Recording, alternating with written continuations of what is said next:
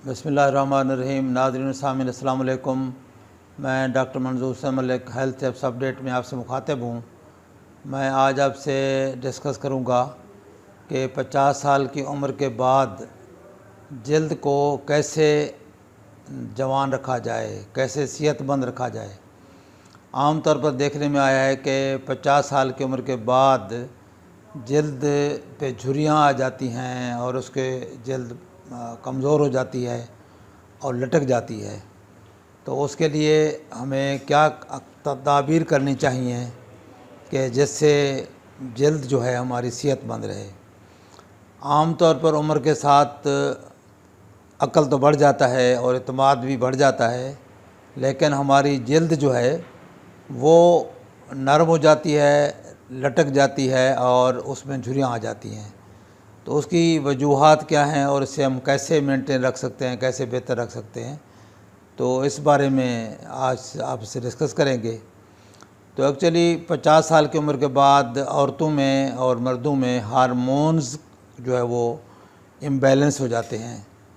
औरतों में 50 साल की उम्र के बाद आमतौर पर मेनोपॉज की वजह से ईस्ट्रोजन लेवल उनका कम हो जाता है, जिससे जल्द के अंदर एक तो जल्द की जो थिकनेस है वो कम हो जाती है, और थिकनेस के कम होने की वजह एक तो कोलेजन जो जल्द का अहम हिस्सा है वो कम बनना शुरू होता है, और दूसरा एडिपोज टिशू, फैटी टिशू जो जल्द के अंदर नीचे सतह में होता है, वो एडिपोज टिशू या फैटी टिशू, फैट्स वगैरह कम हो जाते हैं। चर्बी की मिकदार जल्द के अंदर कम हो जाती है, जिससे जल्द जो है वो थिन हो जाती है, थिकनेस उसकी कम हो जाती है।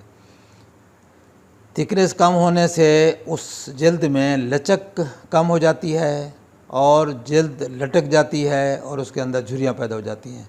मसलन आम तौर पर आप देखते हैं कि 50 साल की उम्र के बाद लेडीज़ में यहाँ पे आ जाते हैं, झुर्रियाँ आ जाती हैं, जिसे क्रो फीट कहते हैं।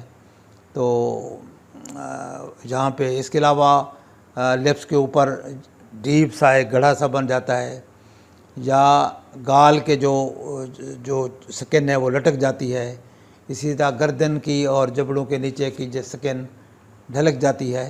तो ये सारी वजूहात हमारी एक तो हार्मोनल इम्बैलेंस की वजह से होती हैं, और दूसरा ये है कि हम जल्द की हिफाजत नहीं करते। जल्द हमारी एक तो खुश्क रहने लग जाती है, और इसके अलावा इसके अंदर जो कोलेजन टिश्यू कम हो जाता है, और इसमें जो मॉइस्चर की मिकदार है, जो पानी की मिकदार है, वो कम होने से सारी चीज़ें फिर जल्द ढलकने लग जाती है। तो इसके लिए हमें एक तो चाहिए कि जल्द को खुश्क ना रखें, इसको बार बार धोते रहें, और अच्छा कोई क्लींजर इस्तेमाल करें जिसमें ख़ास तौर पर विटामिन ए कंटेंट मौजूद हो, वो जल्द को लगाएं। और इसके अलावा अगर धूप में निकलें तो कोई सन ब्लॉकर स्किन पे लगा लिया करें, ख़ास तौर पर फेस की स्किन के ऊपर। उससे ये होगा कि आपकी स्किन जो है अल्ट्रावायलेट रेज से महफूज रहेगी, और इसमें जो है ये ज़्यादा ख़राब नहीं होगी, थिन नहीं होगी।